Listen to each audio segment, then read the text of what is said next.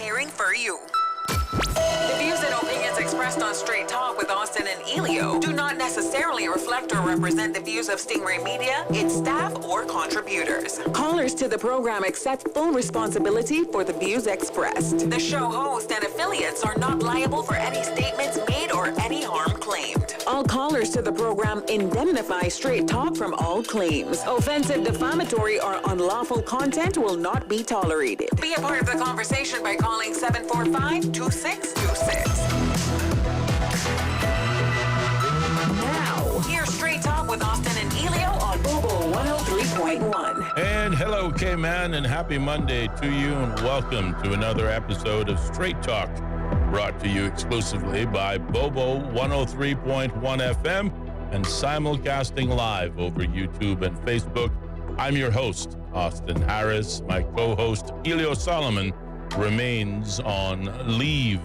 I trust you had a good weekend, K-Man. It was another warm one in paradise. A few drip drops, but nothing to write home about.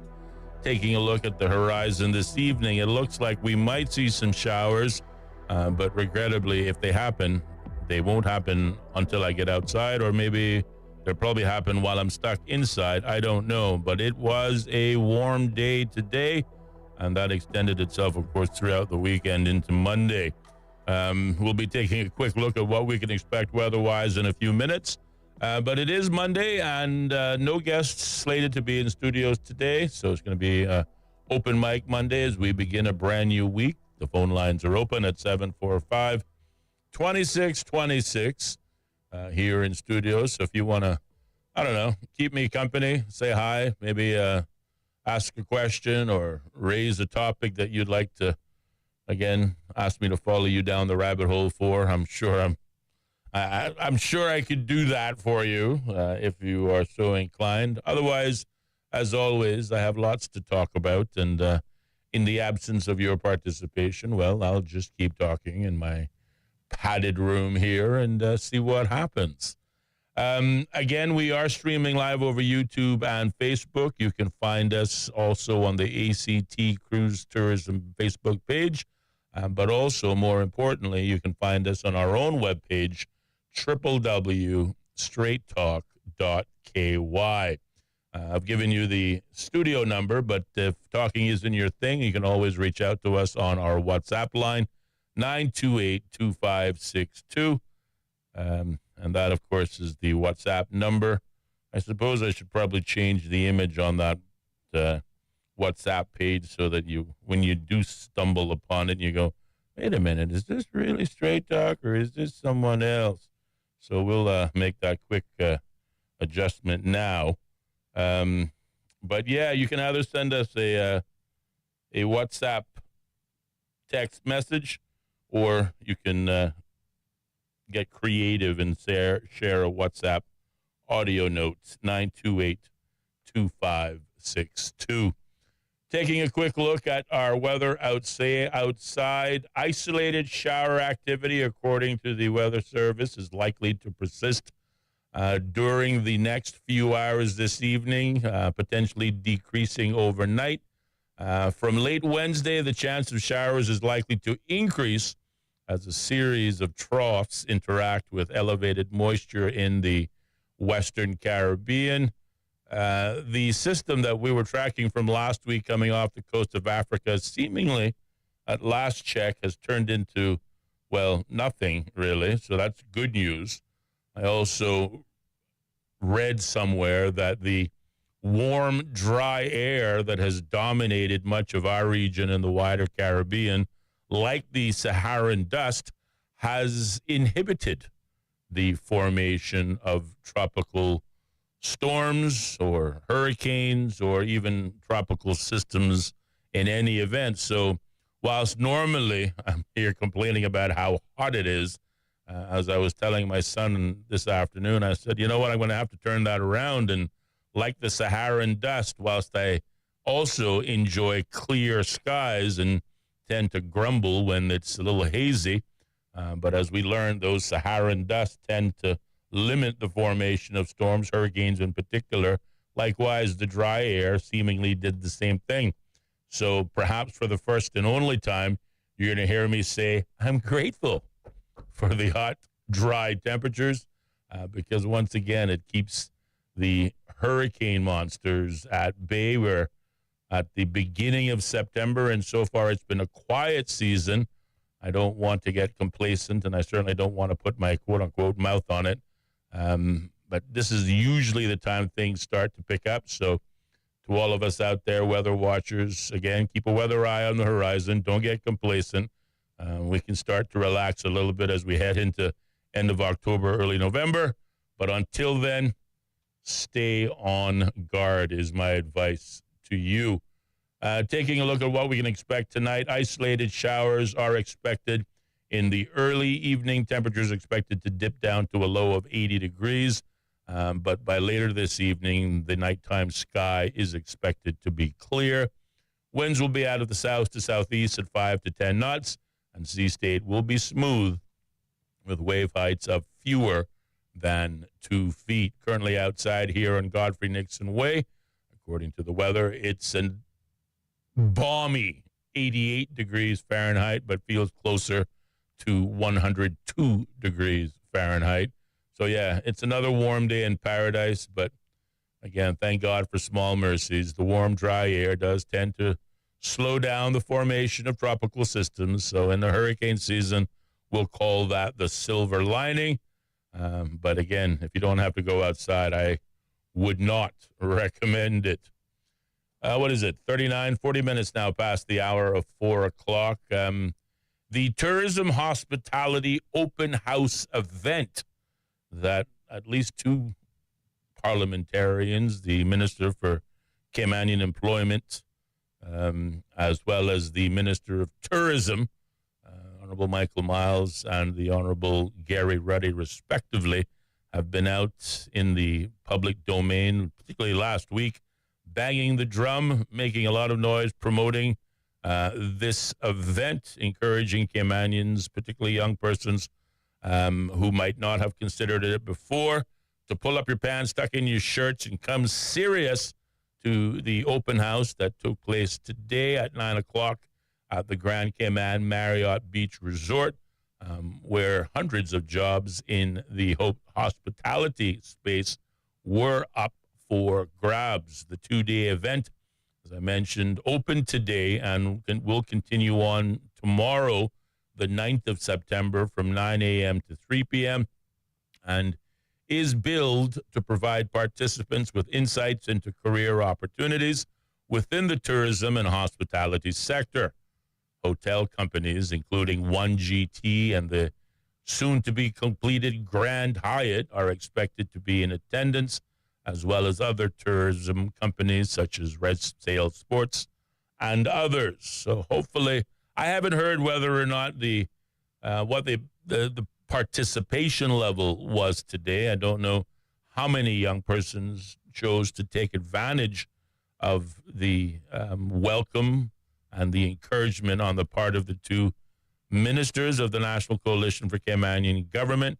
But certainly, again, I would take them on the veracity of their word. They said if, you take the time to come out and were serious about looking for work, they would have your back in ensuring that it wasn't just another exercise in futility, but it could lead to some real-world jobs, some new careers, opportunities for Caymanians in the hospitality and tourism sector. If you know anyone who may have attended today and can perhaps share some details in terms of the numbers, how well it went, or if you went and want to share, again, what you experienced firsthand, whether you are a job seeker, did you get a job? Did you meet with potential employers? Is the outlook promising? Or is it more smoke and mirrors, as these job fairs sometimes tend to be? Well, inquiring minds like me want to know about it. So pick up the phone, give me a call, 745-2626. Again, by way of reminder, the event is a 2-day event and will be held at the Grand Cayman Marriott Resort today and tomorrow, starting at 9 a.m. and all the way until 3 p.m. Sticking with some of the good news before we, get on to some of our primary topics. We saw very recently that the Cayman Islands hosted a historic first red pole cattle auction. And an article that appeared in today's Cayman Compass.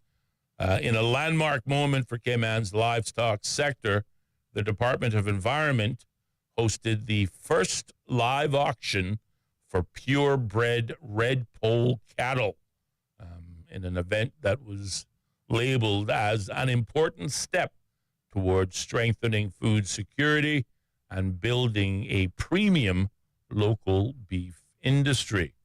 The auction, which took place on the 30th of August in Lower Valley, drew some 14 farmers from across Grand Cayman and the Sister Islands and included 11 young animals, 5 heifers, and 6 bulls, all of which were put up for bidding, each representing the promise of stronger genetics and a more sustainable future for Cayman's livestock sector. With approved bids ranging from $1,250, that's $1,250, up to as high as $4,100 per animal. 8 animals were sold to farmers in Grand Cayman, while 3 went to Cayman Brac, for where a portion has been reserved in order to ensure fair access. The event was the latest step in a strategy launched back in 2023 by the Agricultural Minister, the Honorable J. Ebanks, when 22 red pole cattle, again, 3 bulls and 19 heifers. I sound like a cowboy every time I use that word. Heifers were imported to the Cayman Islands from Jamaica, known for their resilience, docility, and ability to thrive in tropical conditions. Kind of important if you're going to move it to the Cayman Islands. The breed has been carefully integrated into Cayman's farming landscape. At a national level, the goal is to reduce reliance on imports and build a premium Caymanian beef brand. In 2023, Cayman had just 1,551 head of cattle, while more than 7,000 tons of beef worth over $6.8 million was imported, mostly from the U.S. That works out to about 10 kilos per person each year. So to say that we are a country of meat eaters would not be an understatement. And why not? Meat is absolutely delicious. I mean, who wouldn't want to, enjoy it as much as they do? But it is encouraging. I've said this before, and I'll say it again. Food security is a growing concern, and it's something that we have to start preparing for and building our own national reserves, whether it be the era of DJT, that is President Donald J. Trump, and you just never know which side of the pendulum his mood swings are gonna take us. But certainly, given the fact that our high dependence on the U.S. for over 80% of just about everything that we consume here in the Cayman Islands, it's always a wise idea to start building up your own resilience, your own reserves, in particular in the area of feeding ourselves. I have been a longtime supporter of the Backyard Farming Initiative, a longtime supporter of local farmers here in the Cayman Islands, oftentimes urging the government to, pay closer attention, give perhaps premium attention to developing farmland. I'm glad to see that farming has seemingly thrived in recent years, and a lot of that credit, you got to give credit where credit is due. A lot of that credit has to go to the Agriculture Minister, J. Ebanks, who's made this a key initiative of his own, now going into 2 administrations, starting in the first place in his home district of Northside, but likely spreading it out across the Cayman Islands, and as we heard in that last story, even extending itself over to the Sister Islands, which I think is also very important. We are 3 islands, the Cayman Islands, and oftentimes people tend to think only of Grand Cayman, but Cayman Brac and Little Cayman are also just as much a priority as the rest of the country is. And I'm glad to see that the minister has kept this in mind as we seek to build resilience in at least this area of imported beef. Again, we're not gonna get rid of our dependence on American beef, whether it be Black Angus or even some of the higher brands that we're perhaps more commonly used to seeing in the restaurants. Honestly, I didn't know much about the red pole cow or bull or heifer, as they were called, until this article first came out. But arguably, they're just as delicious as any other cow has been. So, hey, I'm all for it. I'm a big lover of Caymanian beef in particular, not just at Christmas time. But I'm encouraged to see farmers in particular getting into livestock farming as well as the traditional, growers, farmers, I guess you would call that, whatever definition or title they deserve. Again, I'm not a farmer myself. I just support their initiative. I know at one stage we were looking at hydroponics as well as the traditional farming in soil. I think all of that is very promising, and I applaud the government, but in particular the minister, for continuing in this important initiative, which helps to protect food security interest here in the Cayman Islands. We still have a long way to go.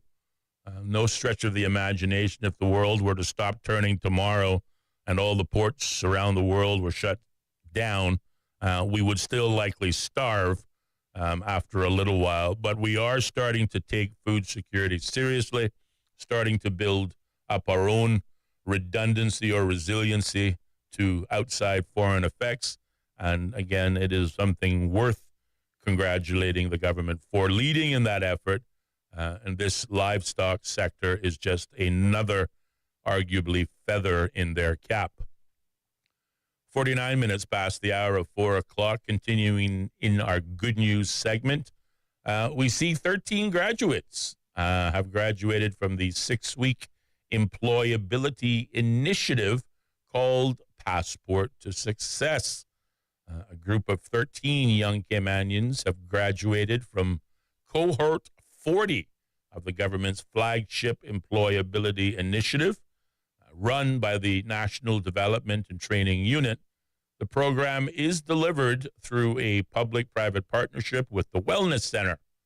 In a press release that came out just last week, Friday, Dr. Shannon Seymour, director of the Wellness Center, emphasized the impact of the program, stating, and I quote, "Passport to Success offers young people so much more than work readiness skills. It creates a supportive environment where they are heard, encouraged to be curious about the world of work, explore their passions, and develop critical interpersonal skills." Over 6 weeks, the participants were immersed in a dynamic learning environment, gaining hands-on training in resume writing, communication, teamwork, and workplace etiquette. A highlight of the program was a 2-week industry placement, allowing them to apply their learning in real-world work environments.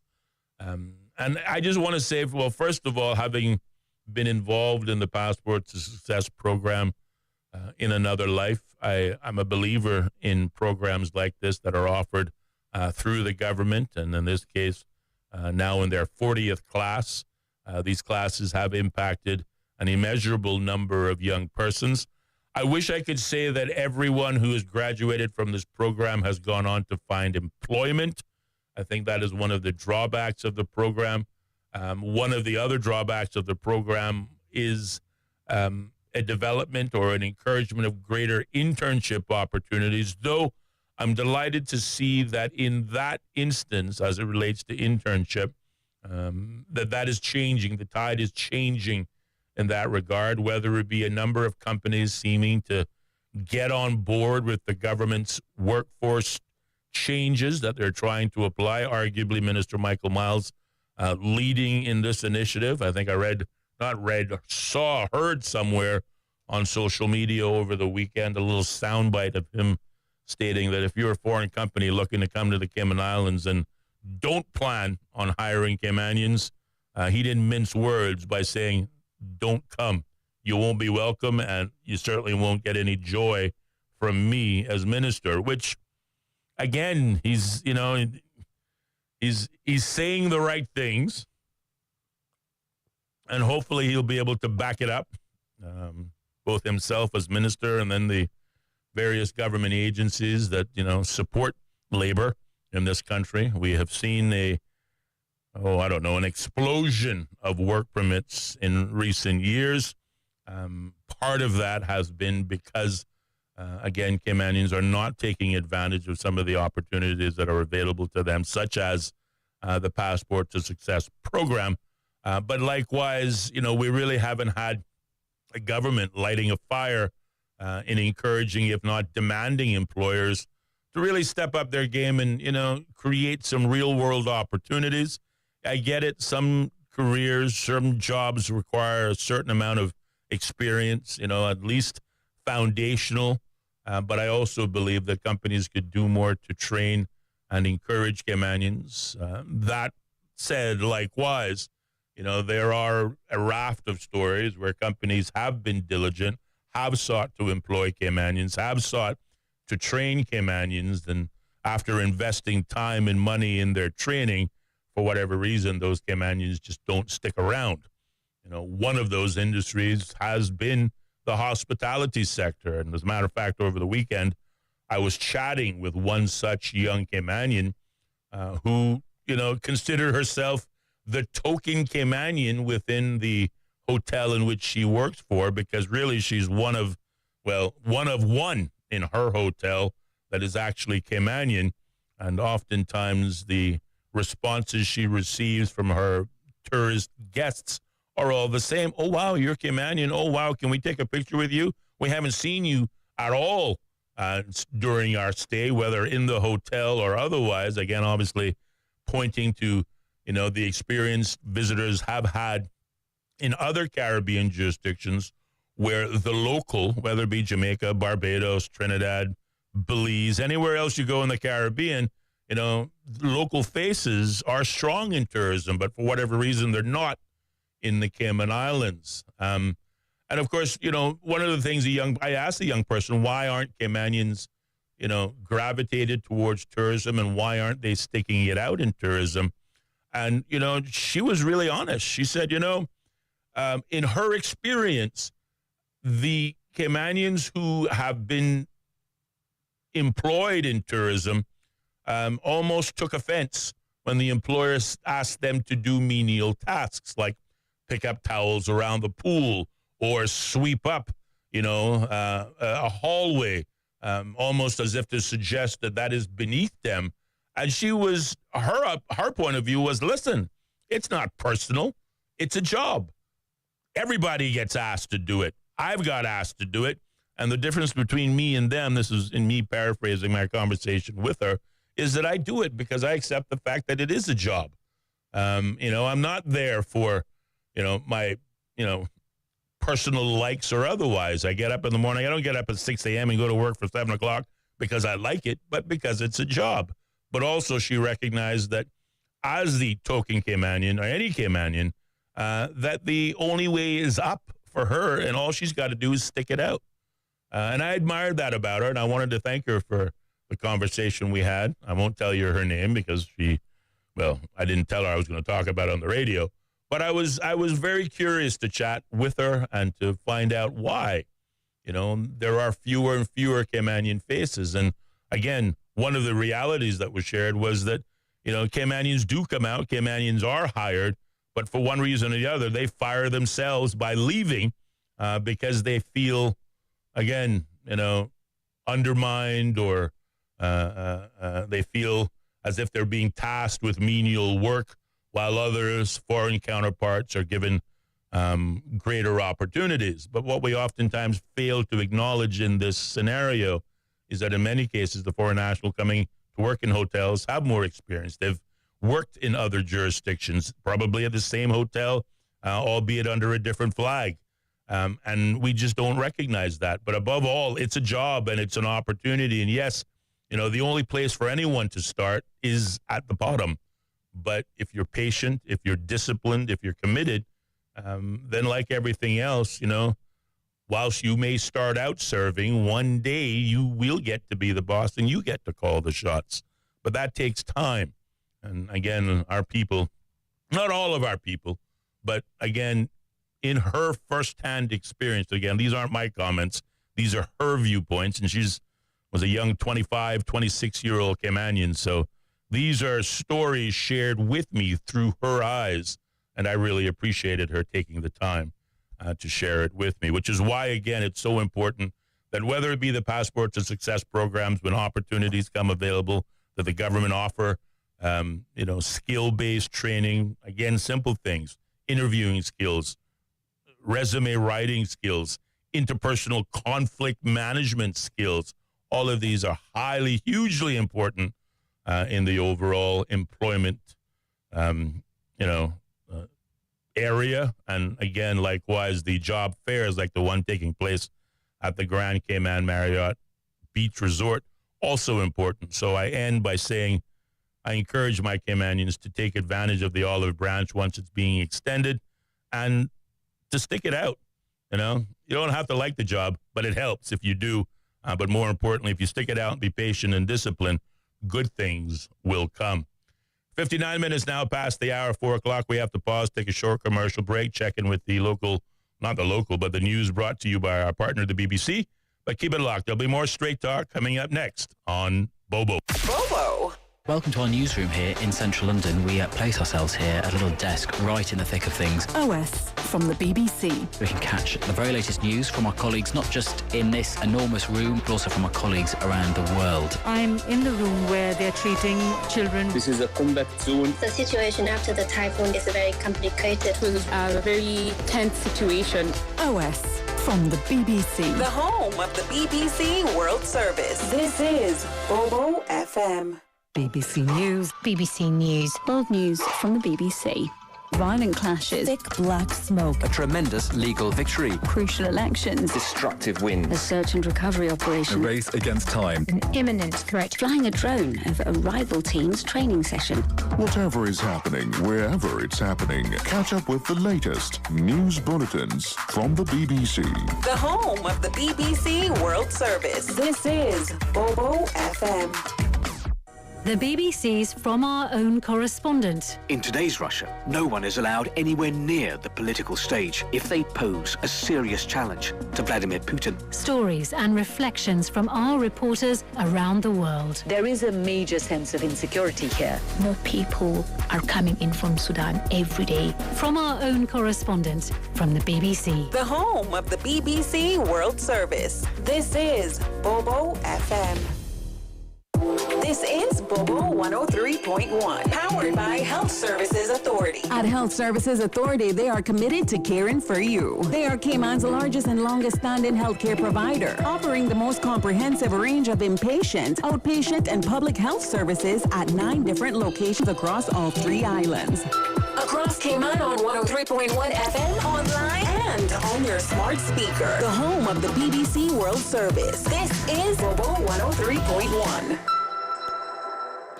Hello, this is the BBC News with Fiona MacDonald. The French government has lost a vote of confidence in Parliament, and the Prime Minister François Bayrou will resign in the morning. MPs voted against him by almost 2-1. More details from Katia Adler in Paris. President Macron says we'll get to know the name of France's Prime Minister, its new Prime Minister, in the coming days. But this will be the 5th Prime Minister, that's right, 5th Prime Minister in less than 2 years. So this crisis, economic and political, isn't new, but it definitely deepened this evening. France, of course, is the 2nd largest economy in the Eurozone currency. But because of this long-standing crisis here, France is distracted by its domestic problems. So in Brussels, for example, France's influence is waning. Democrats from a US congressional committee have published an image of a bawdy birthday letter purportedly sent by President Trump to the late sex offender Jeffrey Epstein. From Washington, here's Sarah Smith. A copy of the infamous birthday book was obtained by a congressional committee who have published a photo of the letter. Typewritten words are framed by a hand-drawn outline of a woman's naked body, and it appears to be signed below the waist by Donald Trump. The text wishes Jeffrey Epstein happy birthday and says may every day be another wonderful secret. Mr. Trump has completely denied having anything to do with this letter, calling it a fake and saying, "Those are not my words." A top White House official has posted online recent pictures of Donald Trump's signature, saying it's not the same as the one on the birthday letter. A U.S. appeals court has upheld an award of over $80 million against President Trump for defaming the writer E. Jean Carroll, who'd accused him of sexually assaulting her. In a unanimous ruling, the court said damages ordered by the jury in the original case were reasonable, given what it called the extraordinary and egregious facts of the case. The Israeli Prime Minister Benjamin Netanyahu has told residents of Gaza City to leave now. He said Israeli forces were organising and assembling to enter Gaza City for what he called ground manoeuvres. His warning came after gunmen in Jerusalem killed at least 6 people in an attack. Lucy Williamson reports from Jerusalem. Visiting the site, Israel's Prime Minister Benjamin Netanyahu said the country was in a war against terrorism on several fronts. I would like to state as clearly as possible, these murders and attacks in all sectors will not weaken us. Mr. Netanyahu has made Israel's security the central justification for expanding the war in Gaza. His supporters will see today's attack as proof that he needs to go further. His critics will see it as evidence that his actions aren't keeping Israelis safe at all. You're listening to the latest world news from the BBC. The UN has demanded a swift and transparent investigation into the killing of at least 19 people in Nepal during protests against corruption and the decision to block several social media platforms. The Home Minister has resigned after criticism over the handling of the protests. Talking to the BBC's NewsHour programme, Khushbu Oli, an opposition politician in Nepal, had this to say about the government's handling of the protest. I was very surprised. I sent my children for the protest. I never expected that the government would be so brutal and so cruel towards the children. They just did not just use forces. They used rubber bullets. They used tear gases. And above all that, they used live ammunition. A freight train has slammed into a double-decker bus in Mexico, killing 10 people and injuring at least 40 others. The crash happened in the industrial town of Atlacomulco, northwest of Mexico City. Mexico's Civil Defense Agency says rescuers are still working at the site, while state prosecutors have launched an investigation. A video shared online shows the bus inching through heavy traffic across the tracks when the train struck it at full speed, ripping the vehicle apart. Early voting projections in Norway show that the centre-left government is on course to win the general election. The results indicate that the minority administration of Jonas Gahr Støre will retain power with the support of smaller parties. The vote's been unusually polarised, with dominant themes including rising living costs and the wars in Ukraine and Gaza. The Colombian government says 45 soldiers who'd been abducted on Sunday in a guerrilla-controlled zone have been freed. The soldiers were seized during military operations in the Cauca region of southwestern Colombia, which is a major centre of cocaine production. BBC News. The views and opinions expressed on Straight Talk with Austin and Ellio do not necessarily reflect or represent the views of Stingray Media, its staff, or contributors. Callers to the program accept full responsibility for the views expressed. The show host and affiliates are not liable for any statements made or any harm claimed. All callers to the program indemnify Straight Talk from all claims. Offensive, defamatory, or unlawful content will not be tolerated. Be a part of the conversation by calling 745-2626. Now, here's Straight Talk with Austin and Ellio on Bobo 103.1. And welcome back, K-Man, to more Straight Talk here on Bobo 103.1 FM and simulcasting live over YouTube and Facebook. I'm your host, Austin Harris. My colleague and co-host, Ellio Solomon, remains on leave, but is working diligently as we seek to improve some very important online infrastructure so that we can deliver even better, more interactive conversations and discussions with you, the listening audience. The phone lines are open on this Monday, the 8th day of September. No guests slated in studios today. 745-2626 is the number if you want to tune in and join into the conversation.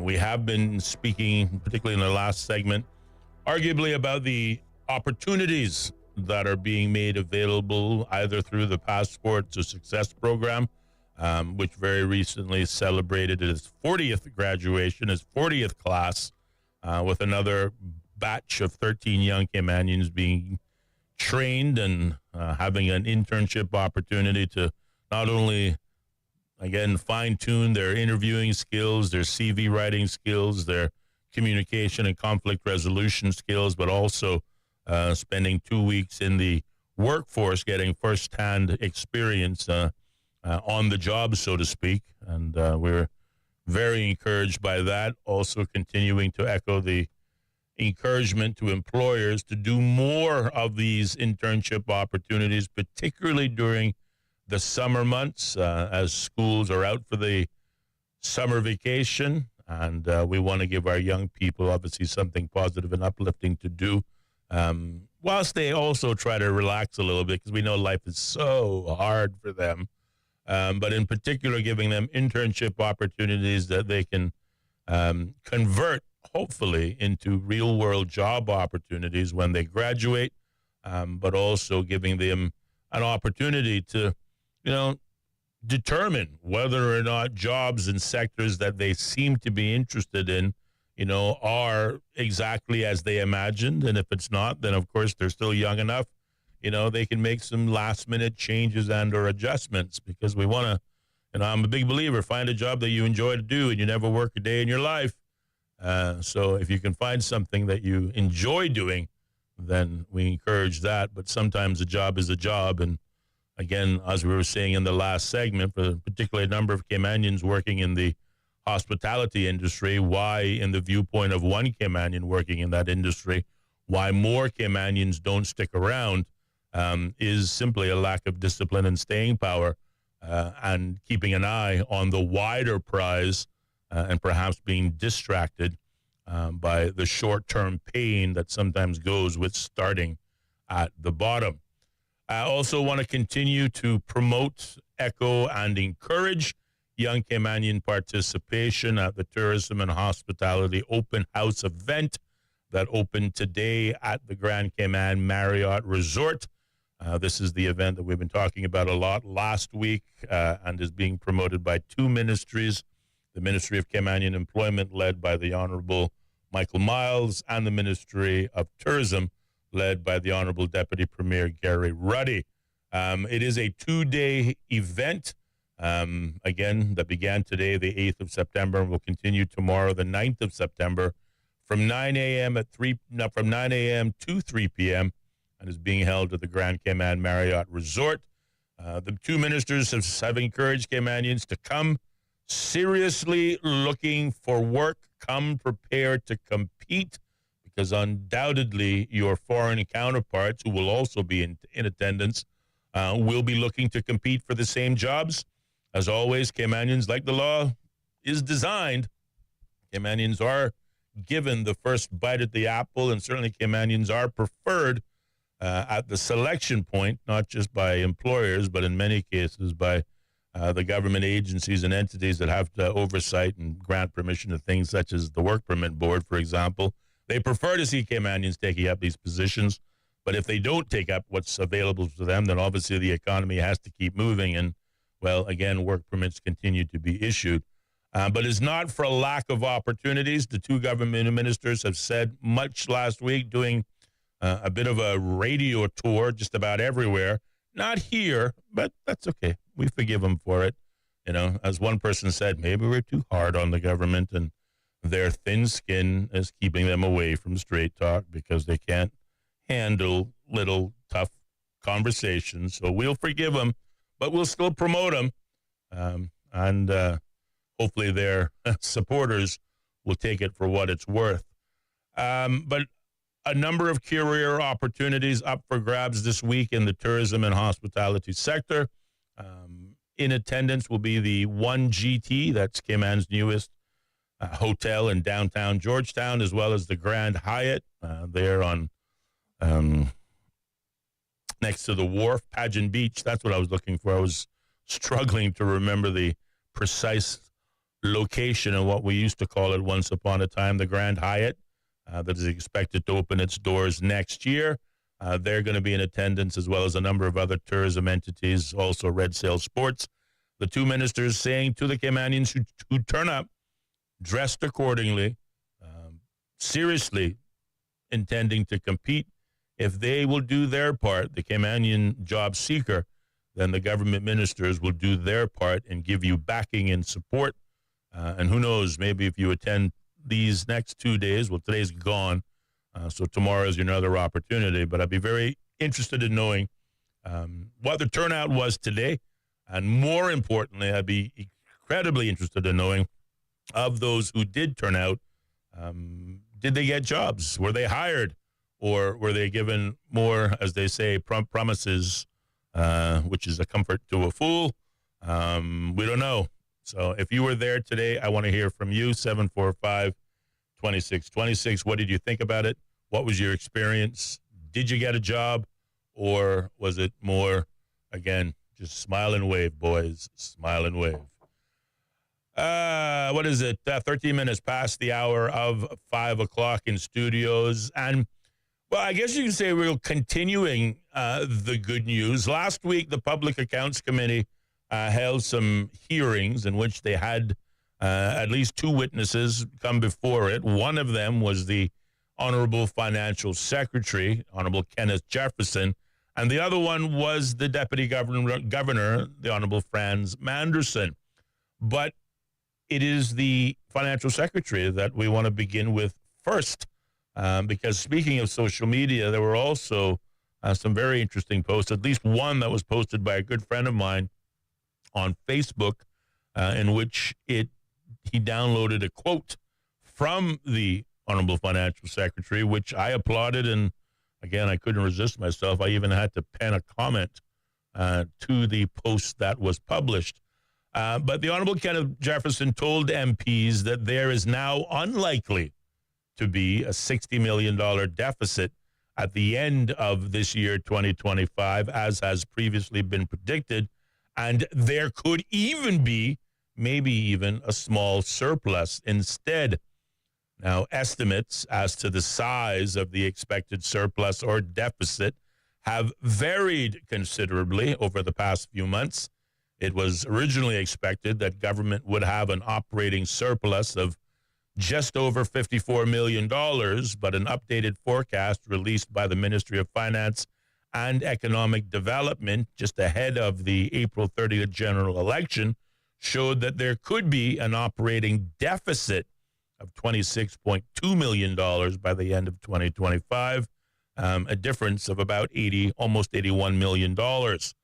Following the general election, government carried out its own assessment, revealing that there was likely to be, in fact, a $60 million deficit. Now, government operating expenditures, according to the Financial Secretary, in testimony presented to the Public Accounts Committee last week, revealed that government operating expenditures have grown at twice the rate of revenues over the last 6 years, creating an unsustainable trend that threatens long-term financial stability. In English, the previous administration's spending spree, and every minister and MP having a wish list and having that wish list filled in some measure or the other, whilst it may have presented short-term pleasure for those persons who believe, well, government has a surplus, so we should spend it. Who should save it? We have needs in this country. Throw discipline right out the window. Why don't you spend it while you can? Well, again, they may have gotten some short-term pleasure, but in the long term, it always leads to long-term pain.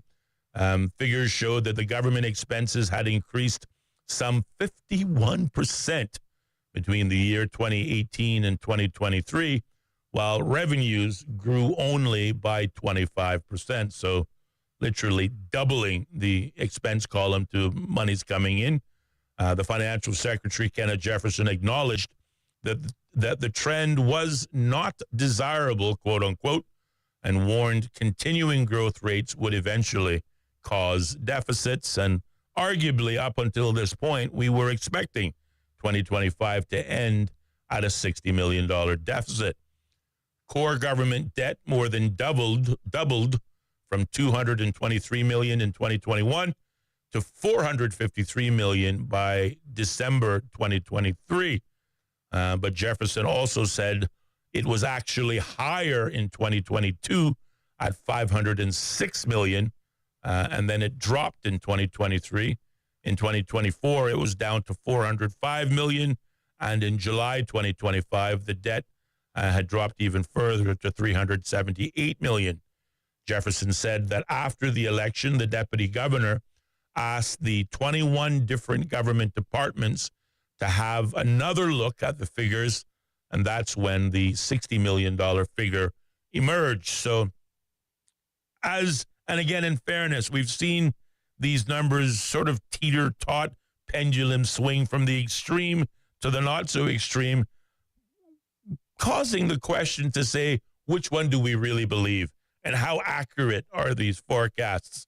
And even the Honorable Financial Secretary admitting that, the forecasting of government finances could be improved, and certainly welcomed any improvements that might be forthcoming.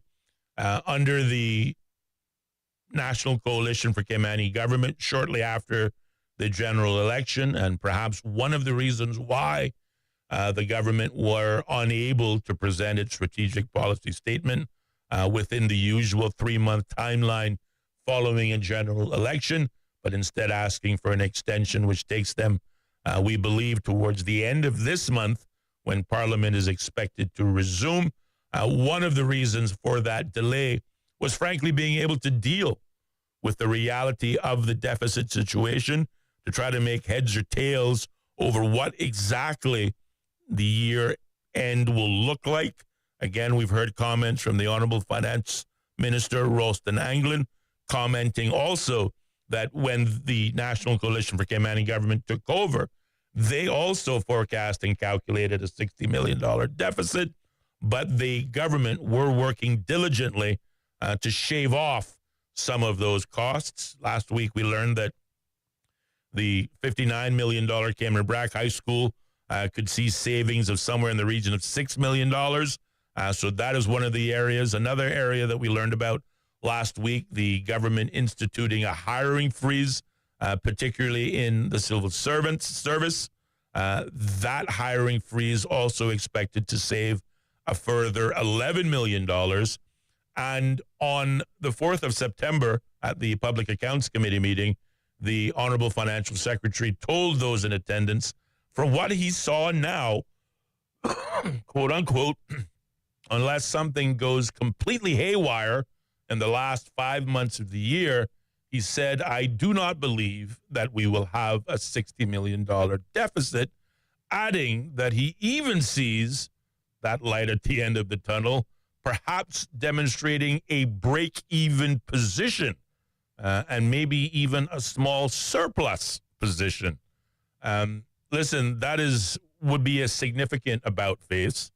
And certainly if that does happen, again, we have to give credit where credit is due. That would come about only as a direct result of hard work by the current administration trying to roll back some of the lofty expenditure ambitions of the previous administration. And if we were to go from a $60 million deficit to perhaps even a break-even point, and maybe even, convert that into a small surplus, hey, that is worthy even from me as a critic of the National Coalition for Kaimani government. And I say that because we really haven't seen anything. We haven't seen any real-world action. We've, heard a lot. There's been a lot of conversation and a lot of, banging on the right items, but, there's been no pen to paper. There's been no real-world action heading us in any direction. And everything from minimum wage to rollover in the civil service, none of these things expected to actually commence until 2026. So I've said it before, and I say it again, the government really haven't done anything concrete. But in this instance, again, this is just more talk, and I'll believe it when I see the numbers represented in the budget statement, which is also expected before the end of the year. Maybe the government is on track to convert that deficit position into either a break-even position or a small surplus position. And if that does, in fact, occur by December of this year, then you got to give credit to the government. Committee member, that is the Public Account Committee member, Roy Tatum, the MP for Red Bay, said he was, quote-unquote, heartened to hear that the government was unlikely to have a deficit, and asked the financial secretary, given the number of times since the pre-election financial update and along the way that the expectations of the possibility of a deficit has changed, would the financial secretary comment on whether or not, as a country, we have a challenge with accurately forecasting even over a relatively short period of time, like a year? So MP Tatum really, putting the screws to the financial secretary and asking him the, elephant in the room, $1 million question. We've seen these deficit forecasts, go up, go down, go from left, go from right. Where's the deficit? No, we're surplus. No, we're break even. Which is it? And do we have a problem? Jefferson admitted by saying, quote unquote, no doubt that was the case, and put it down to human nature, saying that there is almost inherent desires by heads of departments to understate their revenues. Now, let me just stick a pin there for a second. Government departments have traditionally understate their revenues, oftentimes will press themselves to spend whatever their budget forecasts were for the previous years for fear that they won't get the same budget allotments in the following years, which I think is half the problem. We need to move towards performance-based, promotions, performance-based pay increases and bonuses for our civil servants at all levels, from the chief officer, deputy chief officer, down to the bean counter, in the junior accounting room. If we can, in fact, save on our budget forecast, if we can do more with less and thereby save the public purse a few dollars, then that's a good thing. And we want to promote that. Doesn't necessarily mean you won't get an opportunity to, get access to budget financing as needed once a demonstrated need can be proven. But it seems almost tradition that we understate how much money we're making. We make a point to ensure that, well, even if we don't have to spend it, we spend our budget allocations completely so that we can get the same amount next year. And that's just unnecessary spending that hurts the country. He added, this is Kenneth Jefferson, that is, that the revenue projections and expenditure projections can improve, and they should improve. And he said he didn't have any objection, in principle at least, to the establishment of an independent fiscal body such as the UK's Office for Budget Responsibility, which looks at the financial implications of government policies. The financial secretary went on to tell the Public Accounts Committee that government needs to build up its reserves in order to protect the country. And this is just where I want to end on, because this was, I think, the penultimate statement emanating from the financial secretary, acknowledging that we have a spending problem, acknowledging that sometimes our forecasting problem isn't always the greatest, but highlighting what previous administrations have successfully managed to do. And again, it just so happens to be that I was a part of one of those administrations that consecutively, consistently, year on year, produced surplus budgets, kept us in the black for 4, if not 5 years. And that is the mandate that we should expect all governments to operate under. We take an oath, and that is the MPs anyway, take an oath, part of this, the induction ceremonies, to be good stewards of the public purse. When we talk about, let government buy it, let government spend it, let government pay for it. Again, I remind the public, government is not a for-profit organization. Any revenues coming into government comes in the form of services that the government provides. And government revenue, government, bank balances belong to the taxpayer, belong to you and I. So when we say make government pay for it, what we're really saying is make the taxpayer pay for it.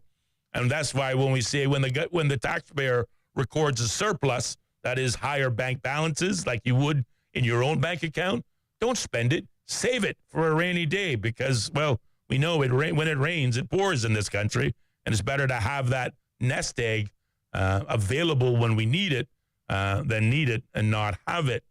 But the financial secretary suggested that if we as a country would simply exercise the discipline to put away $40 million a year. Now, $40 million may seem like a lot of money, but when you consider the annual budgets are working in the, $500, $600 million, $500 million, $40 million is a drop in the bucket. But if we can put $40 million away every year for 10 years, we're sitting on $400 million in reserves. We extend that to, again, maybe 12 years, then you're sitting on $500 million in reserves. And that is a much better position for governments to be in, and certainly a much better, more comfortable position for the taxpayer to know that should the worst happen, should the storms come, Cayman can look after itself. And that should be the mantra of governments going forward. And I hope his words resonated with others, particularly those who are members of parliament. We're going to pause, take a short commercial break, but keep it locked. There'll be more Straight Talk coming up next on Bobo 103.1. More Straight Talk with Austin and Ellio coming up. Be a part of the conversation by calling 745-2626. Bobo 103.1. At Polar Bear Air Conditioning, we believe in helping you to avoid costly mistakes and replacements. That's why we offer a quarterly maintenance program at a discounted price. You'll receive a 10% discount on all repairs, accessories, and services. Priority front-of-the-line customer status, reminders of your service, and no overtime rate for after-hours calls. Why not save money and avoid hassle with Polar Bear Air Conditioning? Need service now? Book our AC special for just $99. Book the next available technician at polarbear.ky. That's polarbear.ky. At Price Right, spending less on everyday products is easy. Spend less on office supplies, tools, and automotive products. Spend less on groceries, fresh produce, and meat. Spend less on electronics, TVs, and speakers. Spend less on home furnishings, beauty products, and apparel. At Price Right, we believe you can live better for less. To start saving, visit us at the Airport Center in Georgetown or at Republix Plaza in West Bay. For more info, visit priceright.ky. Live better for less at Price Right. Insurance matters. It gives you the confidence to live life as you should, knowing you're protected.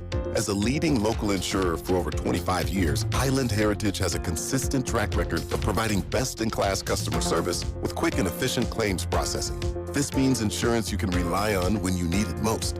The Island Heritage Way. Visit us online at islandheritageinsurance.com today to learn more about our home, contents, motor, marine, and commercial insurance products. Go on and live your life. With Island Heritage, you can. Shirts, pants, or linens. When you want them clean, just drop them off at Island Cleaners. Island Cleaners is a full-service dry cleaner, meaning you name it, they clean it. Professional shirt service, fluff and fold laundry, and more. Even drape and area rug cleaning and alterations, from quick hem jobs to resizing dresses. Island Cleaners, your one stop for everything clean. Artco Drive off Shedden Road. Ask about VIP and prepaid discounts. Visit Healthcare Pharmacy's second location in Governor Square, servicing West Bay and the 7 Mile Beach Corridor with a care and professionalism you have come to expect from Healthcare Pharmacy. Healthcare Pharmacy in Governor Square also stocks a huge selection of Hallmark and shoebox greeting cards, vitamins, sunblock, last minute, and everyday needs. To refill and transfer your prescriptions, simply WhatsApp 329-7313 or visit healthcarepharmacy.ky or drop by Monday to Saturday from 9 till 6.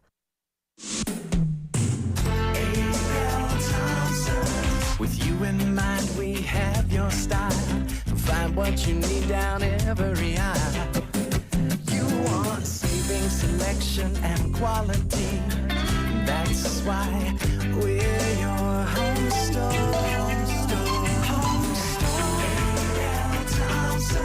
The way to make a home.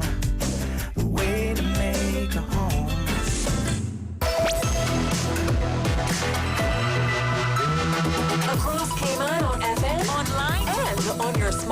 Center. This is Bobo 103.1, powered by Health Services Authority, committed to caring for you. The views and opinions expressed on Straight Talk with Austin and Ellio do not necessarily reflect or represent the views of Stingray Media, its staff, or contributors. Callers to the program accept full responsibility for the views expressed. The show host and affiliates are not liable for any statements made or any harm claimed. All callers to the program indemnify Straight Talk from all claims. Offensive, defamatory, or unlawful content will not be tolerated. Be a part of the conversation by calling 745-2626. Now, here's Straight Talk with Austin and Ellio on Bobo 103.1. And welcome back, man, to more Straight Talk here on Bobo 103.1 FM and simulcasting live over YouTube and Facebook under the key search word Straight Talk Radio Show. I'm your host, Austin Harris. My colleague and co-host, Ellio Solomon, remains on leave. It is Monday, the 8th of September, and time in studio is now 33 minutes past the hour of 5 o'clock. As we continue our Open Mic Monday, as we take a look at some of the highlights from last week, as well as, again, looking ahead to the week ahead and some of the issues that might form part of our ongoing conversation. Again, the phone lines are open at 745-2626. We talked about a lot during the last segment, largely focusing in on last week's Public Accounts Committee, which had the opportunity to review the latest Auditor General's report, but also look at spending of the previous administration, looking at concerns of the proposed $60 million deficit that we're expected to end 2025 with, and potentially having that spill over to 2026. And again, whilst I won't regurgitate everything we just talked about for a half an hour, what I will say is the silver lining and good news emanating from that Public Accounts Committee meeting were twofold. In the one instance, we now learn, and whether this be as a direct result of government intervention, that is intervention on the part of the National Coalition for Caymanian Government, and I have no reason to believe that is not the case, or whether it just be, again, some more further fine-tuning in the forecasting process, which the Honorable Financial Secretary was bold enough to acknowledge is not perfect and certainly could use some improvement. But the good news is, the silver lining is that we might end 2025, might, is a big word, in either a break-even position or perhaps even more promising, maybe even with a small surplus position. Again, I don't know how you arrive at a turnaround that significant just from, again, an accounting perspective, again, in terms of forecasting. But I do believe that you get there through direct action. And in that regard, I will certainly give credit where credit should belong, should December 31st come and we end up in a break-even position or even a small surplus position versus a negative $60 million hole. That credit belongs in almost entirely, if not largely, in the hands of the fiscal prudence of the current National Coalition for Caymanian Government, undoubtedly led by the Honourable Minister of Finance, Ralston Anglin, but supported by his cabinet, the Premier, the Honourable Andre Ebanks, as well as the wider caucus that makes up the government. A $60 million deficit turnaround to a break-even point or maybe even a small surplus is no small feat, and it certainly would have resulted from a lot of hard work. So we can't say that's what the future has in store, and we certainly can't promise you that that's what's going to result. But it is the indication coming from the Public Accounts Committee and the Honourable Financial Secretary. So we'll hang on to that because we think that's good news and hope that is the case come the 31st of December. But also, more importantly, also coming from those hearings was, I think, the recommendation, if not the plea coming from the Financial Secretary, for a return to fiscal prudence, for a return to saving for a rainy day, for a return to not spending every dollar you make, but putting some away, building up our reserves for those always unplanned for eventualities that give the Cayman Islands, its government, and largely its people a bit more of a buffer to those unplanned for financial events that oftentimes occur. They happen in your home. They happen in government the same way, urging government to, at the very least, consider putting away up to $40 million in revenue every year into a sinking fund. And over 10 years, that $40 million a year will turn into $400 million a year. And that is a wonderful cushion for the government that you didn't get from borrowing. There are no financing costs attached to that, buffer. And it certainly would be doable and achievable when you consider that we are now entering into billion-dollar 2-year budgeting. So when you're dealing with that many zeros, 40 million is a drop in the bucket, but easily attainable.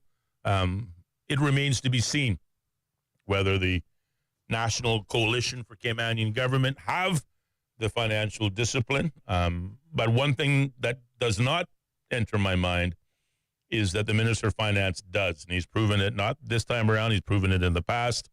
The Honorable Ralston Anglin may be a lot of things, but a solid accountant, a professional, a capable finance minister, he absolutely is.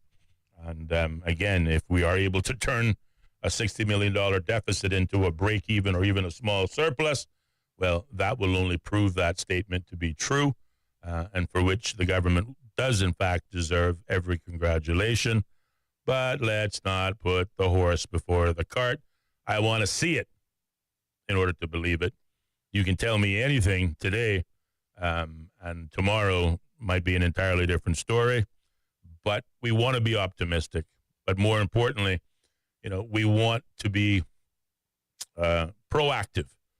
And one of the ways that the government can be proactive is putting into that sinking fund, to putting into a commitment to build its fiscal reserves so that when we do have rainy days, when we do have unplanned for financial challenges, risks, whether they be pandemics or whether they be major hurricanes, the people of the Cayman Islands, can rest assured that we have a buffer that we can weather those storms without having to borrow. And again, I was glad to hear the financial secretary make that recommendation.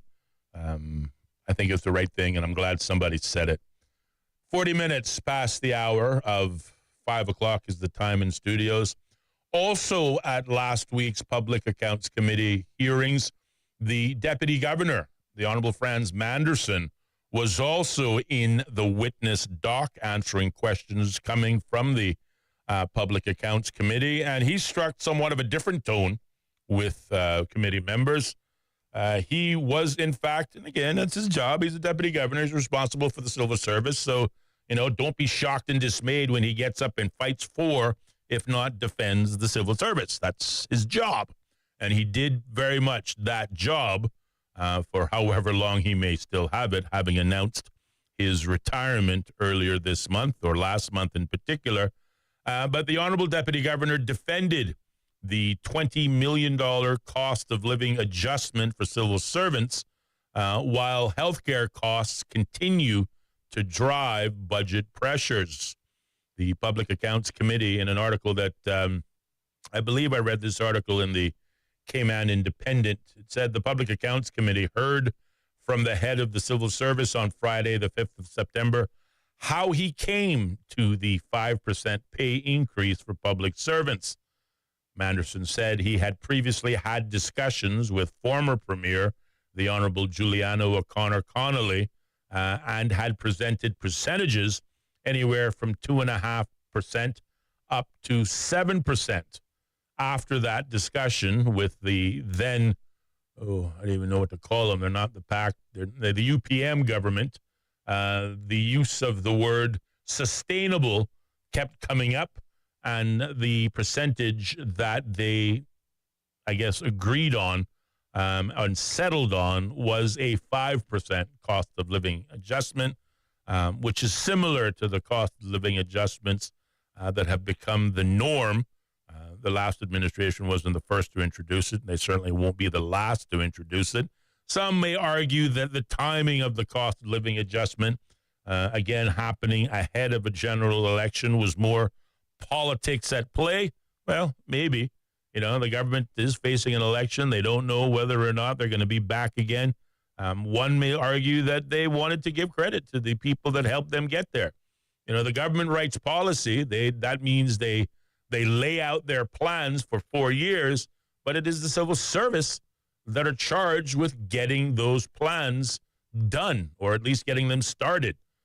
So in many cases, cost of living adjustments are, part of the norm that governments use in their toolbox to say thank you to hardworking civil servants for, pushing the government's policy agenda. We know, and people are people.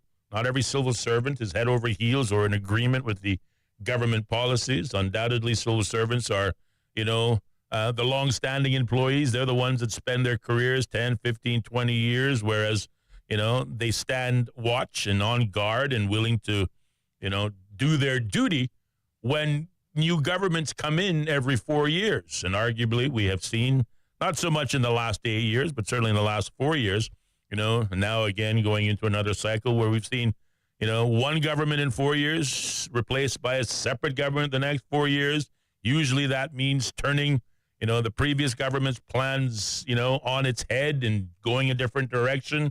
Whether that be good for the country or bad for the country, undoubtedly civil servants have to work within that umbrella. And not always will civil servants say, well, this government's, policy plans are better than the last ones. But they don't have the comfort, the privilege to disagree, but they have, in fact, the duty to fulfill that government's objectives and policy statements, and they do so in many respects. Every civil servant that I had the pleasure of working with, I'm a first-hand believer. I was one of those people that used to throw around that comfortable notion that civil servants are lazy and civil servants are there just protecting their interests and protecting their jobs. Well, I'll be the first to tell you, I was ignorant. Those are statements made by somebody who is on the outside looking in and assumes this is what's at play. But having had the opportunity to work with civil servants for 4 years, I can tell you wholeheartedly and without fear of correction that they represent some of the hardest working Caymanians I've ever had the privilege of working with. They are dedicated, they are loyal to their oath and to the government that is in office. And their personal opinions and feelings, they don't come into it. They do their job dutifully and with honor. And, I appreciate that. So back to the cost of living. So whilst the deputy governor was very much defending that cost of living adjustment, he went on to state that Manderson argued that civil servants remain underpaid, telling the Public Accounts Committee that even with the 5%, if you look at the cost of living since 2018, we're still 5% behind catching up with the cost of living. And again, anybody who's lived in the Cayman Islands for longer than 5 minutes know the rate of inflation from 2018, 2019, certainly, coming off the heels of the pandemic. That was COVID, took inflation through the roof, not just here locally, but across the globe. Prices went up, wages went down. Everything cost more. And arguably, whilst inflation is going down across the globe, we haven't seen much relief on the shelves here in the Cayman Islands, and arguably even on the wage scale. So prices rarely ever go down in the Cayman Islands. But if you're fortunate enough to work for government, what we discovered during the COVID pandemic is if you work for government, that's rather a recession-proof career to have because they continue to be paid. But likewise, the work still needs to be churned out even in the behind the scenes. So again, the deputy governor defending that cost of living adjustment, suggesting 5% was necessary, but we're still behind the 8 ball and more could be done. However, that was a bit of a tough sell when you consider the cost of health care. which have largely fueled the government doubling its expenditure. Financial Secretary Kenneth Jefferson again revealed that tertiary medical care spending reached $30 million in the first 7 months of 2025. This is against a budget that was forecast of just $14.5 million. If that rate continues, we're going to end up spending closer to almost $52 million for the year ending 2025. Now, what is tertiary medical care spending? Tertiary medical care spending oftentimes is made up in the medical expenses for indigent persons without the means in which to pay for these services, or persons who either lack health insurance or persons who are underinsured and are Caymanians and they have ailments, and the government foots the bill. Government does not deny anyone services, in particular as it relates to health care. And whilst people say, again, let government pay for it, nothing is free. Even health care, the government paying for services, providing services, government has to pay for that. It has to pay for the staff, the nurses, the doctors, the pharmaceuticals that are used, the equipment that are used to produce wellness. All of those things carry a cost. Now, whilst that may be considered standard and par for the course, and I don't know whether it came up or not, but I'd be surprised if it didn't, but the press haven't reported on it, where we have seen unnecessary, if not through-the-roof spending in healthcare, has particularly been at the board level. I think when we had opposition MP Chris Saunders in studios, words were tossed around like criminal and plundering levels of spending as persons paid at the HSA Board of Directors walking away with as much as $12,000 a month in stipend payment, which is unheard of. But arguably, those kind of figures and those kinds of numbers, leading to the, mushrooming of the cost of healthcare in the Cayman Islands, and arguably the deficit position. And it's all well and good to accept that indigent healthcare costs of, medical services provided to overseas services or right here at home, even with the, help of places like Health City, Doctors Hospital, the HSA, just to name a few, somebody still has to pay these bills. And there are sick people, sick Caymanians, and again, nobody is turned away. But if we were serious about really addressing the overspend, then one of the areas to look at is at the board level. And I'd only raise this again because under the previous administration, we had a missing in action minister of health, one that, never took responsibility for anything. It was always somebody else's fault. But I will state, for the record, for those of you who don't know, these boards, these government-appointed boards, is the reason they're called government-appointed boards. They're not appointed by civil servants. They are, in fact, appointed by cabinet members themselves, as well as the wider caucuses. As a matter of fact, what happens at the end of each political term is that, if you're sitting on a board, you usually tender your resignation, giving the incoming government the choice whether they want to allow you to continue in that post or if they want to appoint somebody else more aligned with their policy, more aligned with, their objectives. They have that choice. But it is the government of the day, caucus and cabinet, that choose members of these public boards. And it is also cabinet exclusively that decides on the stipends that are paid. So in the HSA board circumstance, the government of the day, again, now some would say replace, some members replace, most were just rearranging the deck chairs and put back in different capacities, including the Enough is Enough batch, who, again, successfully managed to convince voters that they had nothing to do with all of the negatives, and really they were in the dark as well. Right, you can convince somebody else of that if you'd like. But it was cabinet and still will be cabinet that makes the selections for these government-appointed boards. It is cabinet who decides what these boards are paid. So for any minister or MP to all of a sudden, feign amnesia or to suggest I had nothing to do with it or pull a Shaggy, it wasn't me. It don't go so. It just doesn't. And maybe that's one of the reasons why, again, and I digress, we talk about why government, chooses not to come on this program. And I think one of the reasons is either myself or my colleague or both of us, having served as former MPs, we know how these things work. So you can't come on this program as you come on other programs and blow hot hair and say, well, this is why it works this way, and, to make themselves look better than they are, because it just won't work. It won't fly, But we will deal in truth.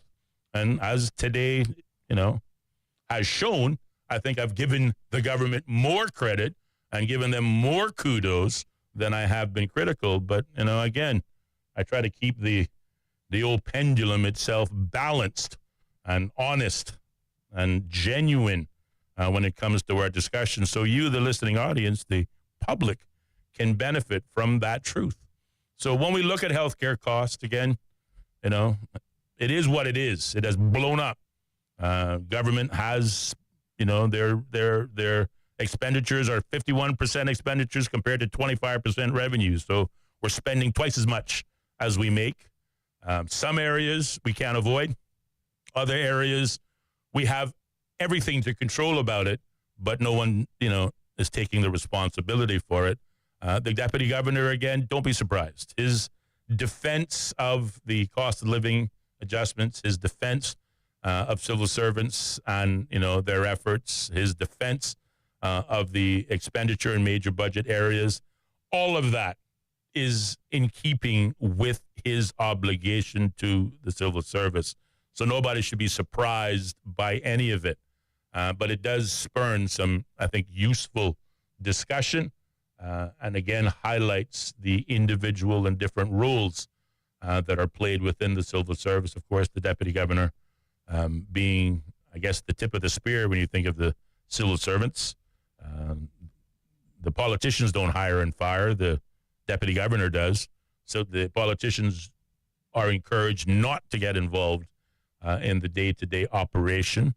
They're there to set policy, to put the strategic plan in place to give the civil service a direction, but it is the civil service themselves who are charged with carrying out that obligation. And if we were to carry this conversation full circle, it is something that the civil service can hold their head up high. And not just this current batch, but those going back to time immemorial. They have performed their duties. They are not lazy. They are, in fact, some of the hardest working Caymanians that I've ever had the privilege of working directly with. And again, I am asking you, telling you, I saw it for 4 years. I worked side by side, shoulder to shoulder with many of them. And I saw the level of commitment and dedication, and they deserve everything they get, which is probably one of the reasons why the civil service or jobs in government are in such a high demand. And everybody wants to obviously get a job in government, but to use a popular word that is thrown around by previous administrations and undoubtedly even this administration, sustainability. Government cannot be the predominant employer of any country, least of which here in the Cayman Islands, because it just simply is unsustainable. And when we consider government, revenue, growth, or expenditures, they aren't operating for profit. Government earns money based on the services it provides to you and I, the consumers and citizens of this country. And any surplus or deficit represents the public purse, the taxpayers' money. And that is why we have to, I think, ensure that any government, past or present, maintain strong fiscal rules, fiscal discipline, that we manage that public purse diligently and in every circumstance recognize that deficit is the enemy. Deficit leads to borrowing. Borrowing leads to high financing costs. High financing costs lead towards debt spirals that sometimes seem unrecoverable. And as has happened in the past, long-term debt spiraling could lead to the Cayman Islands losing its independence to determine its own future.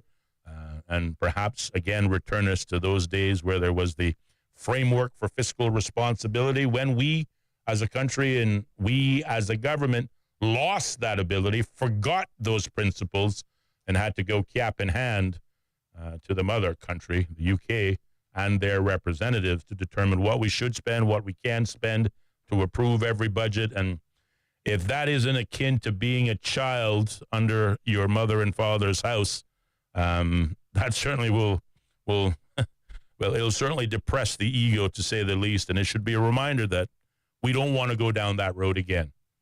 But historically, we have the lessons of it, and we know that if we don't learn from those lessons, if we don't recognize the need for fiscal financial prudence, that we cannot have all of our wants as part of our wish list. We have to make priorities, and those priorities have to be spread out over 4 years. Again, not every wish is going to get. Not every constituency is going to get a park. Not every, neighborhood is going to get new paved roads, because it simply is unsustainable. It should be, for we is the question we should be looking for, not what have you done for me lately. But times, they are changing. 59 minutes past the hour of 5 o'clock is the time in studios, and we do need to pause, take a short commercial break, check in once again with the top of the hour news brought to you by our news partner, the BBC. But there'll be more Straight Talk as we move into our final half-hour segment coming up next. So keep it locked to Bobo 103.1 FM. Bobo. How can we understand the world better? The BBC World Service is a window onto the wider world. A vantage point from which to survey a new horizon. News, reports, and analysis from around the world. Stories we think matter. Different people from different societies. We get to the heart of global issues. News, stories, and global perspectives from the BBC World Service. The home of the BBC World Service. This is Bobo FM. Welcome to our newsroom here in central London. We place ourselves here at a little desk right in the thick of things. OS from the BBC. We can catch the very latest news from our colleagues, not just in this enormous room, but also from our colleagues around the world. I'm in the room where they're treating children. This is a combat zone. The situation after the typhoon is very complicated. It was a very tense situation. OS from the BBC. The home of the BBC World Service. This is Bobo FM. BBC News. BBC News. World news from the BBC.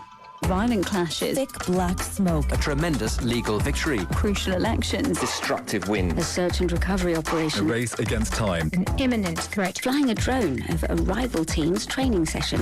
Whatever is happening, wherever it's happening, catch up with the latest news bulletins from the BBC. The home of the BBC World Service. This is Bobo FM. This is Bobo 103.1, powered by Health Services Authority. At Health Services Authority, they are committed to caring for you. They are Cayman's largest and longest standing healthcare provider, offering the most comprehensive range of inpatient, outpatient, and public health services at 9 different locations across all 3 islands. Across Cayman on 103.1 FM, online, and on your smart speaker. The home of the BBC World Service. This is Bobo 103.1. Hello, this is the BBC News with MacDonald. The French government has lost a vote of confidence in Parliament, and the Prime Minister, François Bayrou, will resign in the morning. He'd wanted to cut public spending to tackle national debt, but feared to garner enough support. MPs voted against him by almost 2-1. Hugh Schofield is in Paris. After the snap elections called by Macron in July last year, we're now on to another third Prime Minister in just a bit over a year, with no prospect of whoever takes over being able to command a majority in Parliament either. It's all happening at a time when public dissatisfaction, disillusionment with politics is at an all-time high, when people are just simply turning away from it, and that obviously poses questions about whether the level of debt is sustainable. All of this is a concentration of worries, which means that many people regard this as potentially a worst crisis since the Second World War. Democrats from a US congressional committee have published an image of a bawdy letter purportedly sent by President Trump to the late sex offender Jeffrey Epstein. The letter contained suggestive remarks typed within the outline of a woman's naked body. It was reportedly part of a birthday album prepared for Epstein. Our correspondent Neda Tawfiq says it's a significant development. President Trump wants to get over this Epstein crisis, essentially, but his base is going to be confronted with what many will see as evidence that the note exists, although already some in the White House are suggesting that this is still not Donald Trump's signature. This is still not a note that he himself gave to Ghislaine Maxwell, the convicted sex trafficker. The family of the media mogul Rupert Murdoch has reached a settlement that cements his son Lachlan's control of the business empire that includes Fox News and the Wall Street Journal. It ends years of infighting. It also ensures that those news outlets will continue with their current politically conservative stance. Lachlan Murdoch's siblings, Prudence, Elizabeth and James, will exit the family trust after payouts. The Israeli Prime Minister Benjamin Netanyahu has told residents of Gaza City to leave now. He said Israeli forces were organising and assembling to enter Gaza City for what he called ground manoeuvres. His warning came after gunmen in Jerusalem killed at least 6 people in an attack. Here's Wira Davis. The Israeli Defense Minister Israel Katz said on social media that a tornado was about to happen above Gaza. He was referring, of course, to that military campaign in which consecutive high-rise buildings have been destroyed in Gaza City. Thousands of people are encouraged by the IDF to head towards the so-called safe zone of Al-Mawasi in southern Gaza. But in reality, Al-Mawasi itself has been attacked many times in recent months and people have been killed there. BBC News. Syrian media say Israel has carried out airstrikes in the central and western parts of the country. Attacks have been reported near Homs and Palmyra, as well as on the coastal city of Latakia. The targets are thought to be military bases. There's been no word on casualties, and Israel has not commented. A freight train has slammed into a double-decker bus in Mexico, killing 10 people and injuring at least 40 others. From Mexico City, Will Grant sent this report.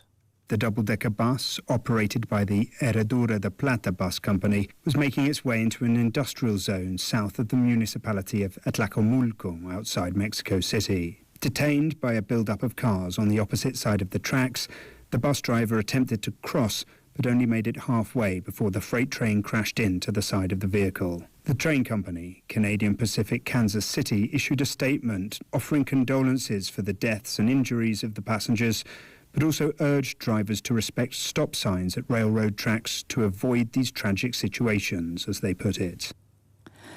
The Colombian government says 45 soldiers who'd been abducted on Sunday in a guerrilla-controlled zone have been freed. The soldiers were seized during military operations in the Cauca region of southwestern Colombia, which is a major centre of cocaine production.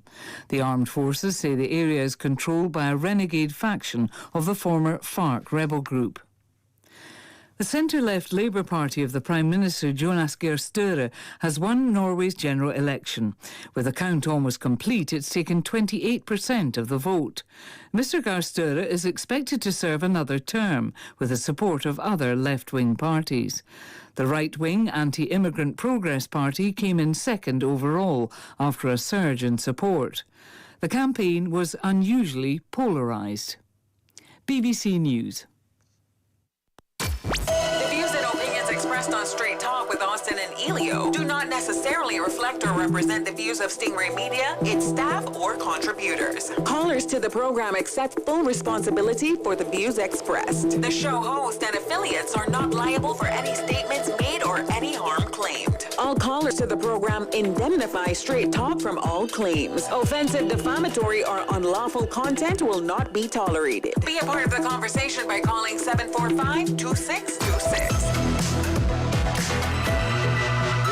Now, here's Straight Talk with Austin and Ellio on Bobo 103.1. And welcome back, K-Man, to more Straight Talk here on Bobo 103.1 FM and simulcasting live over YouTube and Facebook under the key search words Straight Talk Radio Show. You can also see us streaming live on the ACT Cruise Tourism page on Facebook as well.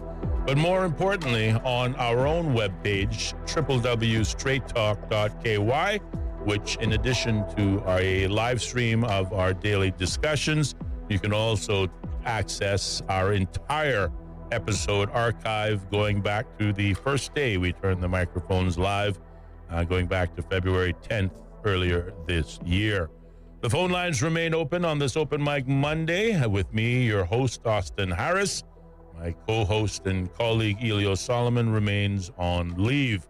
745-2626 is the number in studios. If you, have an opinion on any of the topics we have been covering, largely for the last hour, focusing on the activities stemming from last week's public accounts hearings, which took place in the Hall of Parliament, looking in the one instance at the deficit expected situation at the end of 2025 and 2026, which, again, the silver lining is now, according to the Honorable Financial Secretary, suggests that we may end 2025 not in deficit at all, potentially maybe even break even or even with a small surplus.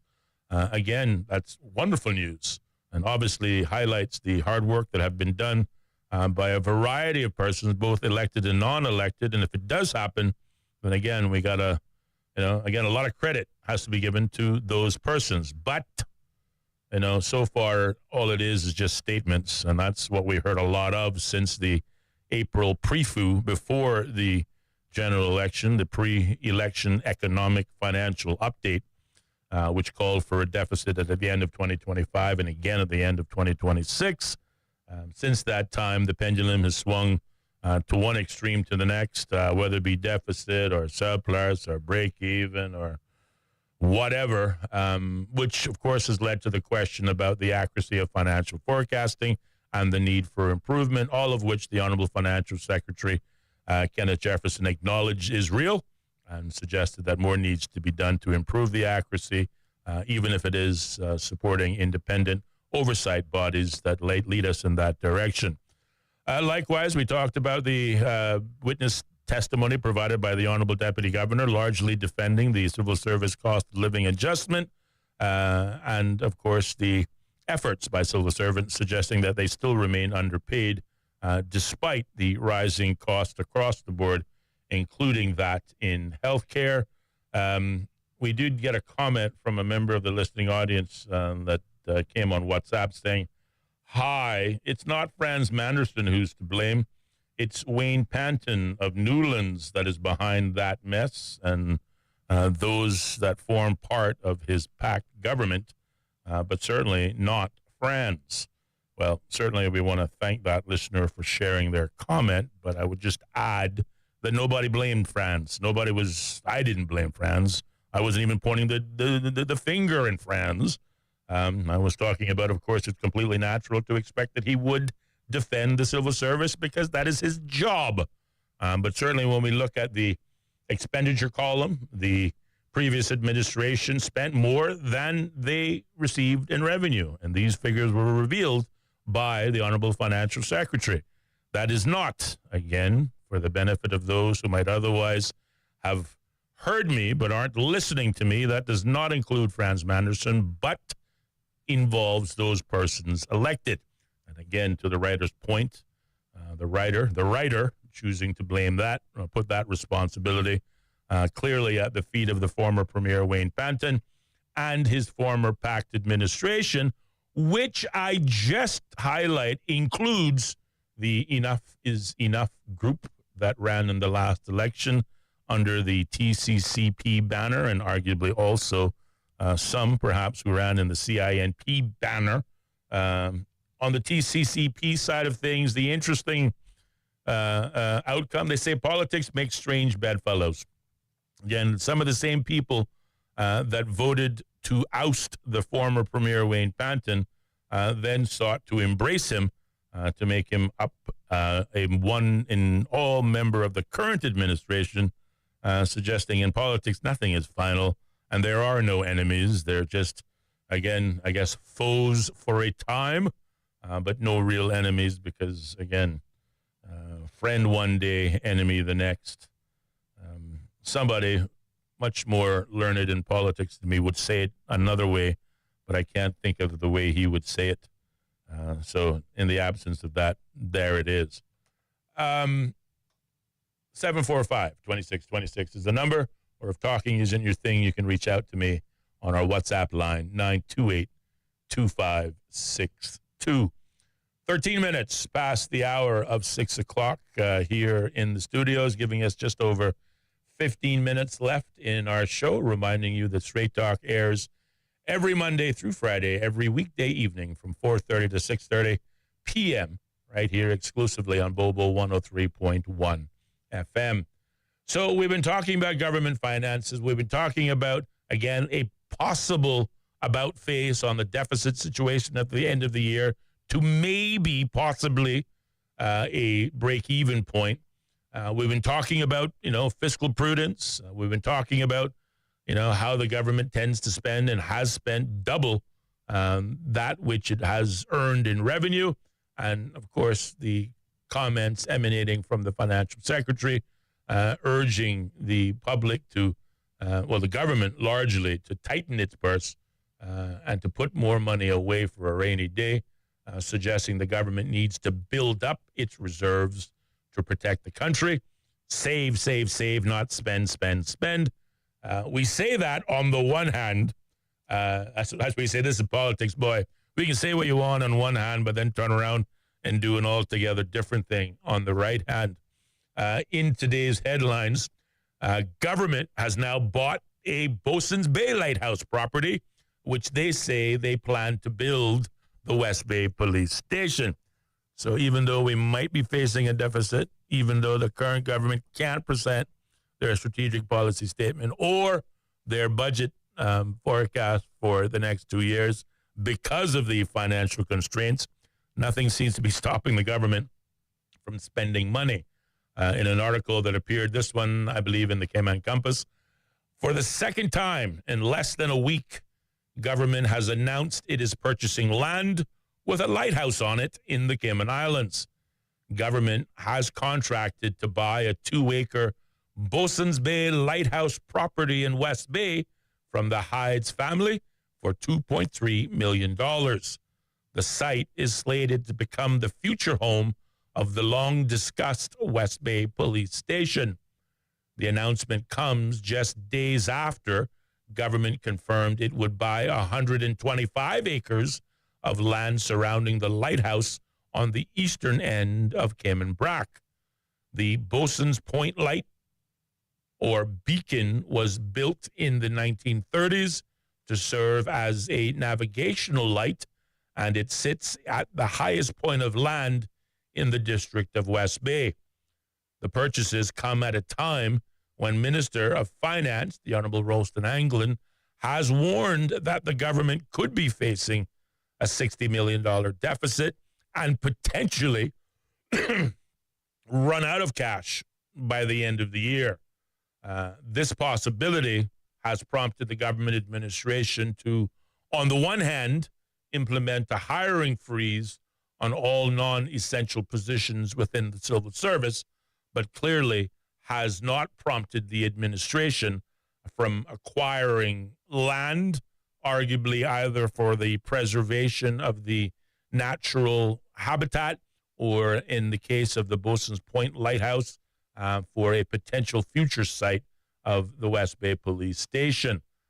Minister Anglin said that the government had an eye on these properties for a long time. One can only presume that is the government in perpetual existence, not just under the current administration, because, again, the current administration only got put into office at the end of April, and that's hardly a long time. So we're assuming the government means the government perpetually over years. He is quoted in the media saying, with there being lighthouses on these pieces of land, it is likely that many members of the public thought they were owned by the Crown already.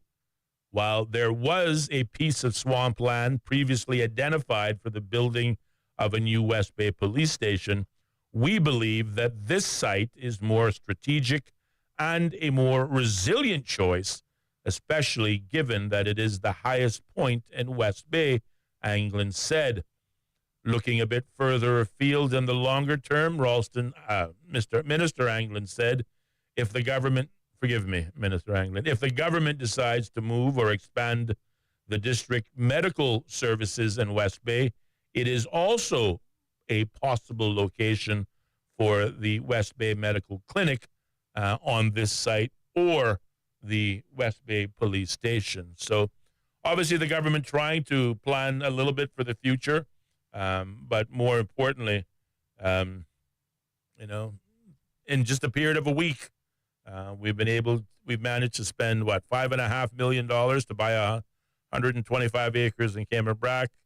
Now we're on the hook or committed to buy $2.3 million in property for what could be the West Bay Police Station or the medical clinic in West Bay, against the backdrop, of course, of, tightened fiscal spending and, of course, tightening the belts of government itself.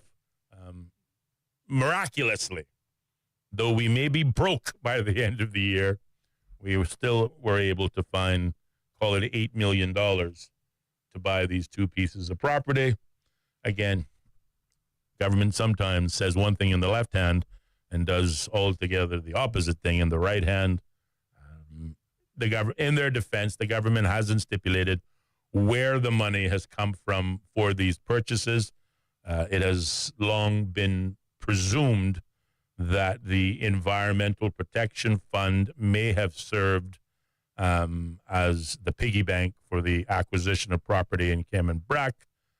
Again, we don't know whether core government revenue were perhaps subtracted against for this purchase in West Bay, but undoubtedly, hopefully, as Parliament seeks to resume in September, we can anticipate statements coming from all of the ministers, in particular the Premier, who, of course, is also an MP in the District of West Bay, as is the Minister of Finance, the Honourable Ralston Anglin, also elected as an MP in the District of West Bay. It is completely plausible that one or both will likely offer some commentary on these acquisitions, and maybe they will be able to highlight where the money came from. If they don't, then again, the opposition are also likely to ask the question of the government, either at Premier question time or as part of the general agenda that will be called at the next parliamentary session. I still don't know when that will be, but we're told to anticipate that Parliament will meet again towards the end of September. I want to say the 25th of September is the date that seems to be rattling on in my brain. Maybe somebody told me that, or maybe I just dreamt it and imagined it. I don't know. But certainly as they draw closer and as we get some more finalized, confirmed information, you can count on being the first to hear about it here on the program. In other news, and I suppose this is where we'll end on, give or take 8 minutes remaining in the program, but who knows? We read this time from the pages of the Cayman News Service that the Office of the Director of Public Prosecutions has decided not to retry the former Speaker of the House, Honorable Makiva Bush, over indecent assault.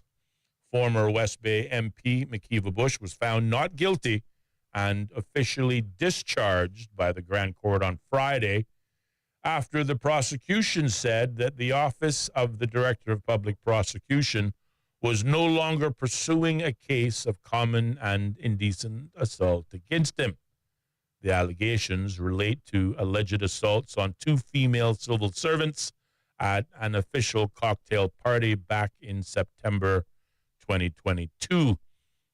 During the trial in February 2024, Justice Stanley John had dismissed the charges, but following a successful appeal, the Office of the Director of Public Prosecutions was given the option to retry Mr. Bush.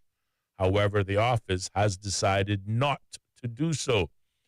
On Friday, the court heard that prosecutors did not believe it was in the public interest to pursue the case. One of the women involved, who had been given an alleged hickey on her hand by Bush that night, had made it clear at trial that she had never supported the prosecution of Bush, although she considered his behavior that night, quote unquote, weird and creepy. She did not think it amounted to a crime, and therefore she did not support, and some might argue even may have recanted in her decision to bring charges against the former MP. The Office of the Director of Public Prosecution, nonetheless, seeking to move forward despite this position. And arguably, this was one of the reasons why the then Justice Stanley John moved to dismiss the charges against Bush at the time. But fundamentally, that testimony by one of the two women who, again, took a position not to press charges, who did not think that Mr. Bush had committed any crime, her testimony had led to the collapse of that case at trial. And again, the office of the DPP choosing that it's no longer in the public interest, that they would, in fact, not be pursuing a case. The prosecution had appealed after Justice John had admitted making errors relating to his decision to dismiss the entire case. The appeal court judges had found that the Office of the Director of Public Prosecution's found in their favor, but had nevertheless noted that a retrial was not necessarily in the public interest. However, the panel, this is, of course, reading from the pages of Cayman News Service now, however, the panel cleared the office of lingering allegations that it had abused the process in the way it had handled one of the complaints and how it had withheld pertinent material from the defense team, along with concerns that the prosecution had been motivated by agendas other than Bush's alleged offending. And certainly this was a point that the former MP continues, and arguably to this day still continues, insisting that the efforts to prosecute him form part of a wider, larger plan, arguably on the part of the UK government, to see him prosecuted for one thing or the other. But so far, he has managed to escape that outcome. Obviously, the appeal court judges suggesting that any such utterance is simply false and does not match with reality, or so the appeal judges said. Bush, who lost his seat at the last general election after more than 40 years in office, has battled a catalog of criminal allegations since he was charged back in 2012 with corruption in relation to the abuse of his then government credit card. Of course, he wasn't alone in the dock in that initiative, but that was what arguably started it off. He's contended throughout that the allegations have all been politically motivated and that he has been found not guilty in all but one of the cases against him. In 2000, he pleaded guilty to common assault following a drunken attack of a manager on Coral Beach Bar in 7 Mile Beach. But despite his declarations to the court, he has continued to deny publicly that he was guilty of beating the woman at the time. So for all of those things, the DPP has decided not to pursue any further charges against the now retired McKeeva Bush.